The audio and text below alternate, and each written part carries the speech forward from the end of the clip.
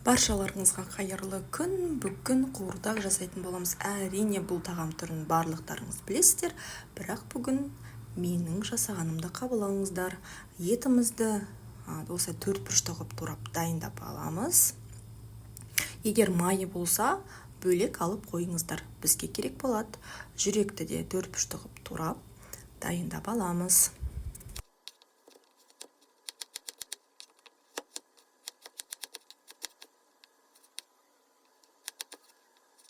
Міне енді кезегіміз майға келді. Майды да 4 бұрышта қылып турап, қазір оны қуырамыз. Қызып тұрған қазанға ең бірінші майды салып, шыжғырып аламыз. Соңын кішкене сұйық майдан қосамыз. Әбден майымыз қуырылған кезде етімізді салып, қуырып, қақпағын жауып қоямыз.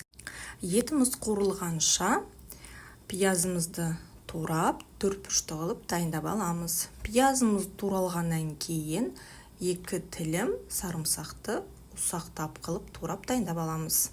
Етіміз қуырылып жатыр. Оған тұз қосамыз, бұрыш қосамыз. Өздеріңіз дәмдеріңізге қарай, мүмкін тағы да дәмдеуіштер қосасыздар, бірақ мен ештеңке осы жолы қосқан жоқпын. Етіміз суы тартылғанша ары қалай қуырыла берсін. Қараңыздар, қандай дәмді болып шығып жатыр. Енді сарымсағымызды, пиязымызды қосып, осылай жауып қоямыз. Етіміз әбден қуырылғанға дейін картобымызды аршып, жуып, оны 4 бұрышта қылып турап дайындап аламыз.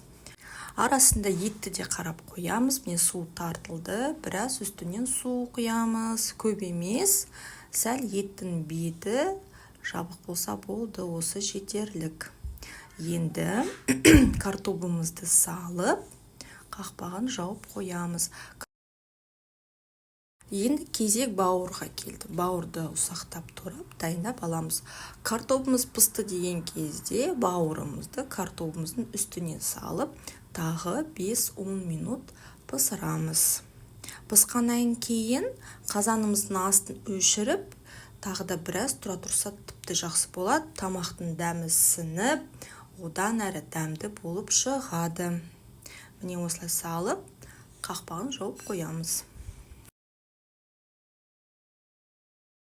Егер де сізде укроп, петрушка, сондай жасыл шөптеріңіз болса, турап дайындап қойыңыздар. Қазір тамақтың үстіне әдемілеп саламыз.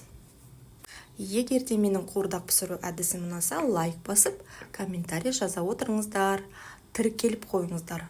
Алдыда әлі талай күшті рецепттер болады. Сіздерге көп рахмет. Жаңа біз картоптың бетіне салған бауырымызды бөлек кәсеге алып қоямыз. Оны тамақты толық салып болғаннан кейін үстіне саламыз. Міне осылай. Сонда әдемі күшті көрініп тұрады. Қолдауларыңызға көп рахмет. Ас болсын.